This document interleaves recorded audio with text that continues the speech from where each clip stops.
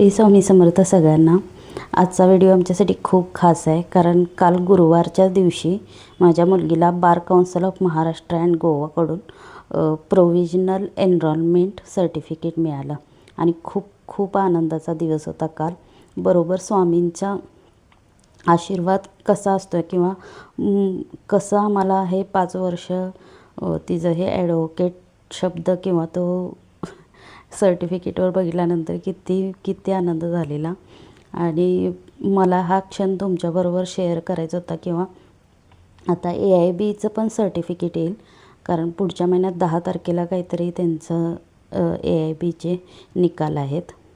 जर कोणाला LLB किंवा BA LLB किंवा 12वी नंतर कोणत्याही ॲडव्होकेटसाठी शिक्षण जर घ्यायचं असेल आणि तुम्हाला कोणतीही माहिती पाहिजे असेल तर तुम्ही मला कमेंट्समध्ये नक्की विचारा। मी तुम्हाला सगळी माहिती मी माझी मुलगी तुम्हाला सगळी माहिती देईल। माझं शिक्षण एवढं झालेलं नाही आहे, म्हणजे माझी 10वीच झालेली आहे। माझे बाकीचे व्हिडिओ जर तुम्ही बघितले असतील तर तुम्हाला सगळं समजेल।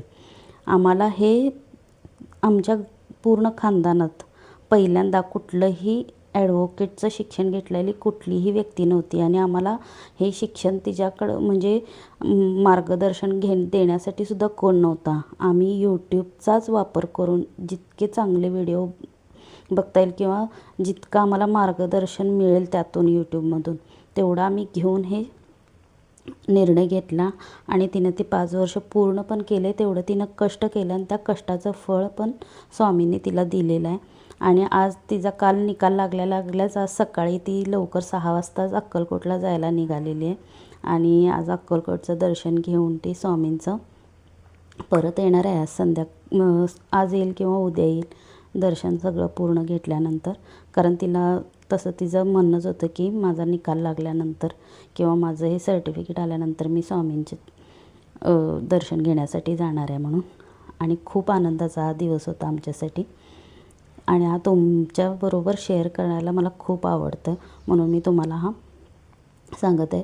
आणि काल आम्ही हे झाडांचे, आता पाऊस सुरू झाला 1च महिना झालं फक्त मी हे सगळं केलेलं होतं, पण आपण जसं LCला 1 महिन्यातनं आपण ग्रूमिंग वगैरे करतो आहे, सगळं आपण स्वतःसाठी पण पावसाची किती तयारी करत असतो, तसं झाडांसाठी पण आपण तयारी त्यांचं खत, त्यांचे झाडांचे मशागत, परत त्यांना जास्त पाणी लागू नये ह्याची काळजी, कारण पावसात पूर्ण जर पाणी लागून पण झाडं कुजतात, म्हणून त्यांना मी पहिल्यापासूनच वरती त्यांना आडोसा लावलेलाच आहे। त्याखाली आता हा टेबल वगैरे नेऊन ठेवला।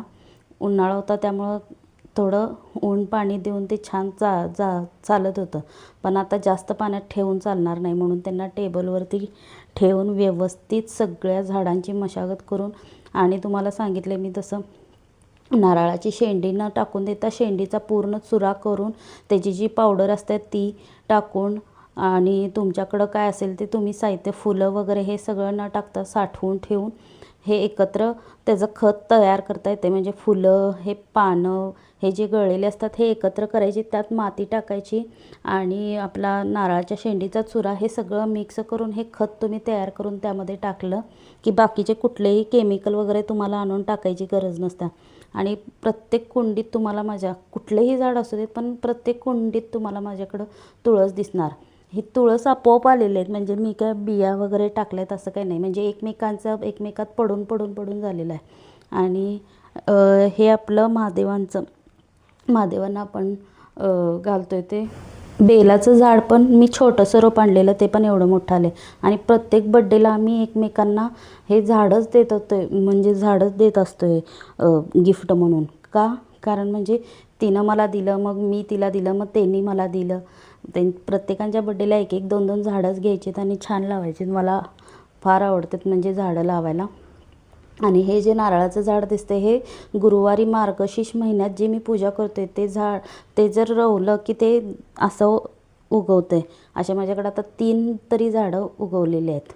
आणि हे तिचं सर्टिफिकेट मगाशी बघितलंच असेल तुम्ही।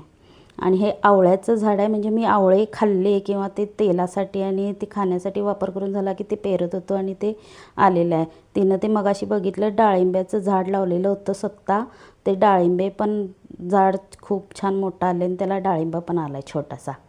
आणि हे जास्वंदाचं किंवा मिरची, लाल मिरचीचं झाड असते ते, हे सगळे व्यवस्थित हे करून, आता ह्याला पण ब्रह्मकमळला पण आता ह्या महिन्यात फुलं येतात बघा, तुम्हाला मी व्हिडिओमध्ये दाखवतेच. ह्या महिन्यात 100% ब्रह्मकमळला फुलं येत असतात. आता छोटे छोट्याशा कळ्या आल्यात, मी त्या दाखवलेल्या नाहीत. आणि हे घरटी वगैरे इकडच्या साईडला, कारण चिमण्या वगैरे येतात, त्यांना खाऊ घालते, त्यामुळं त्या चिमण्या इथे येत असतात. खालचे आता उन्हाळा होता, खाली मी त्यांना खायचं लावलेलं, आता ते काढलं सगळं आणि इकडं झाडांच्या आडोशाला जाणून लावले. म्हणजे इथं पत्र्याच्या इथं समोर पूर्ण इकडं तांदूळ वगैरे टाकले की ते खायला येतात. मग पक्ष्यांना जर पिल्ली वगैरे आली तर ती त्यात ठेवू शकतात. आणि आजचा व्हिडिओ मी इथंच थांबवते. धन्यवाद.